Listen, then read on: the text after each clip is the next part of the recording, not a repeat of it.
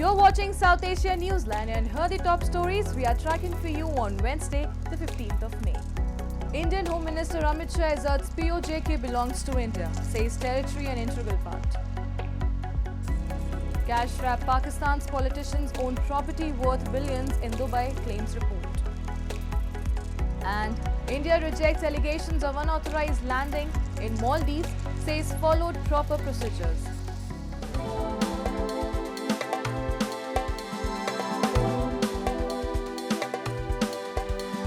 And now for all the details. After violent clashes in Pakistan-occupied Jammu and Kashmir, India's Interior Minister Amit Shah on Wednesday said that India will take back the occupied territory from Pakistan. While addressing a rally, Shah said while peace returned in Jammu and Kashmir since BJP government revoked Article 370, chants of freedom have been echoing in POJK. Amit Shah said before the revocation of special status to Jammu and Kashmir in 2019, stones were pelted in the erstwhile state and now stones are being pelted in POJK. डरिए कि पाक occupy Kashmir Bharat का है और हम उसको लेकर रहे. Pakistan's paramilitary rangers opened fire on people in POJK who had been protesting over their demands for lower taxes on electricity, cuts in subsidies and an end to the perks and privileges accorded to the Prime Minister and President of the country. At least 3 people were killed and over 100 were injured during the clashes. Taking a jibe on Western media for its negative coverage on India's national elections, India's External Affairs Minister S. Shankar on Tuesday said that they want to influence India and that's what they have been doing for years. Jaishankar during an event said they will damage India's reputation by bringing out an index and then they will put you down in that. The minister further said that countries who have to go to court to decide the result of their elections are schooling India about how to conduct election. His statement came after Russia accused the US to trying to interfere in the Indian elections. Criticizing neo-colonial mentality of US, Russia said that Washington desires to unbalance the internal political situation in India in order to complicate the general parliamentary elections taking place in the country and it's part of interference in India's internal affairs. On the question of, US, Canada, religious freedom, etc., do they want to influence us? Answer is yes. They do want to influence us because many of these countries feel that they have influenced the world for the last 70, 80 years in the world order, and Western countries actually feel they influenced the world for the last 200, 300 years. Amid economic crisis in Pakistan, a recent investigative report on Tuesday revealed that Pakistani nationals own a substantial number of properties in Dubai, collectively valued at a high amount of $12.5 billion US. The report stated that top politician leader including former President Pervez Musharraf and current President Asif Ali Zardari acquires millions of dollars worth of properties in Dubai. The report highlighted that the elites of Pakistan diverted large amounts of wealth to Dubai, exacerbating the economic disparity back in the country. Pakistan, a developing country teetering on the edge of economic collapse, begging international lenders and friendly countries for lifelines in single-digit billions, features prominently in the data. Following the revelations, some of the Pakistani politicians have reacted, saying there was nothing wrong with the practice and that properties under their name were already declared. Defence Minister Khwaja Mohammad Asif also dismissed the leaks, saying all those names were already known to have properties abroad. The report comes as Pakistan is looking for another bailout package from the International Monetary Fund. India on Tuesday rejected allegations of unauthorized landings days after the Moldavian defense minister accused Indian troops of conducting unpermitted flight operations in the past. During a press conference this past weekend, Moldavian defense minister Ghassan Mamun claimed an Indian-operated helicopter undertook an unauthorized trip landing outside Male without permission.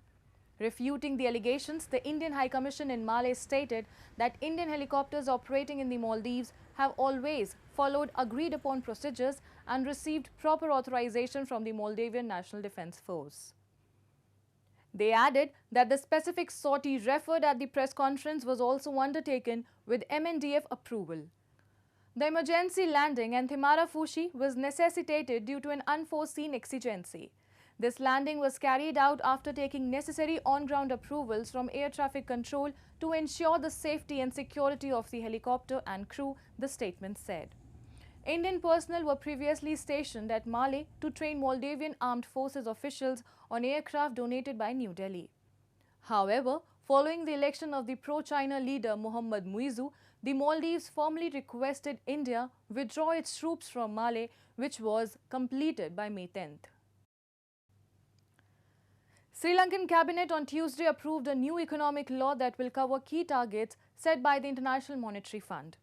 The new economic transformation bill will legalize multiple targets set under the IMF program, including a goal to reduce the debt to gross domestic product ratio to 95% by 2030 and reduce debt servicing costs to 4.5% of GDP, the cabinet spokesperson and transport minister Bandula Gunawardena said following the approval of legislation.